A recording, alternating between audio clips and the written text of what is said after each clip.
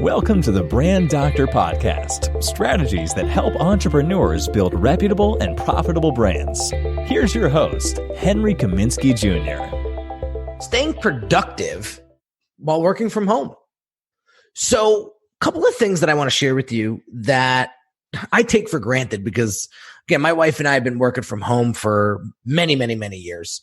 Me, 13 years. My wife, 6 or 7, I think, as long as I've been married to her. So, so we take a lot of things for granted when we work from home. And I want to share these ideas with you today because I think it'll help some of you guys that are working from home for the first time or, working remotely for the first time. Maybe you're, working with a team and now you have to meet on video calls all the time. So here's a few things that I've done from the beginning, really, that has really helped me be super productive online. So the one thing that I do is I have scheduled working hours. So when my son was in school, I worked from 9 a.m. to about 3:30, and then I would go pick him up, and that's it. The day's over. So everything that I can cram in between 9 a.m. and 3:30 is my working time. Then, when we come home, we obviously have things to do. We're eating, we're having family time, whatever. And then once he goes down to bed, maybe I crank out a book or watch a show or something like that. But I have very strict scheduled working hours and I don't deviate from them. And in between those working hours, I actually use those hours as if I was in an office somewhere. So I always break for lunch. I have little 15 or 20 minute breaks. I'll take the dog for a walk. I'll walk around. I'll go grab a coffee. I will get my ass out of this seat and move. All right. Because I noticed that maybe after 60 minutes or 90 minutes at max, I start to fry out. I start to lose focus. I start to lose attention and my productivity goes way down. So taking those breaks and breaking for lunch as a must, not an if, is so important. And we also set rules, right? That's the next thing that I want to share with you is setting rules. So my wife knows, when I'm on a call, and the baby's running around, she keeps him out of this office. We set these rules and parameters and these expectations up front. So there's no issue. Now there's one thing that I need to get better at. And it's when I schedule a meeting, not going over the time. So for example, I'll set a 30-minute meeting and I'll go over 10 minutes and that kind of screws up my wife, or screws up, the calendar. I don't block meetings stacked to back to back anymore. So it's not really affecting me so much, but it is affecting my wife. So I highly recommend that you have hard stops and try to be as good with your schedule as possible. Now, if you have to go over, a couple minutes or whatever, I could always shoot my wife a text and be like, "Hey, Tor, I'm running over now." I don't do that, but the point is try to stick to the scheduled blocks of time that you block out for yourself. The other thing that I would highly recommend you do is actually block out time for your tasks. So for example, I do a lot of stuff on Instagram. So I block out 30-minute blocks or 40-minute blocks right on my calendar. So I am not interrupted at whatsoever. And I can get in there and do that Instagram work. So when you block out those times, things get done.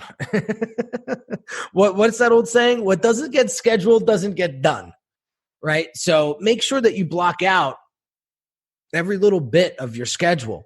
The other thing that my wife and I do that's really helpful is we use Google Calendars and we can share each other's calendar. So I know what's going on her calendar and she knows what's going on my calendar. So we don't overlap, especially when we're watching the baby because the baby's home right now. So we have to really move and shake and be as nimble and flexible as we can. But we're getting into this consistency. So, at 1:00, we put him down for a nap. He's usually good for 2 hours. So we're starting to get into this little routine here. and it's working. It's working really, really well. Another thing that I highly recommend you do, especially working from home, is to not forget to be social. So it's like second nature to me to come on a live stream and start talking to you guys, whether it be on Facebook or Instagram or any of those places. If you're not comfortable with going live and talking to dozens of people at one time, pick up the phone and FaceTime your cousin, FaceTime your friend, your brother, your sister, and just get that social aspect in and back into your life. Very, very important to stay social, especially somebody like me. Like, I love people. I have to be interacting with people. Otherwise, I'm not living. Like, I don't feel alive. So don't forget to go social and be social with others, with others. The last thing I want to talk about is creating an inspiring workplace. So I am not an interior decorator by any means. So all this background that you see here is all done by my wife. But I will tell you, I am most productive in this room because of how it's decorated and how it's very minimal. So I don't have a lot of clutter. I hate clutter. So everything is very put away, and if I'm using it, I use it and then I put it right back. And so you have to have an inspiring workplace to do inspiring work. And as a creative, that's really, really important for me. So I know for a lot of you entrepreneurs out there, you have to have a creative mind these days. Otherwise, you're done.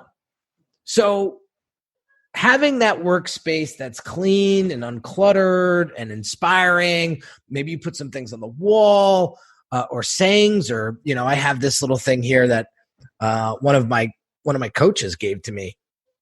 He actually made it, and it's really, really awesome. And it's got each link has a saying on it. And one link says broaden your view. The other link says become a deep diver. The other link says slow digestion. The other link says servant, teacher, advisor. And then the last link says help, teach, and impact. And those are sort of my core values for myself and my business. And I have it on my desk at all times. And it's just a little inspiring reminder of all of those things are interlocked with each other. And it just inspires me to do good work. So again, small little tip for you guys today when it comes to being productive at work, and hopefully it helps.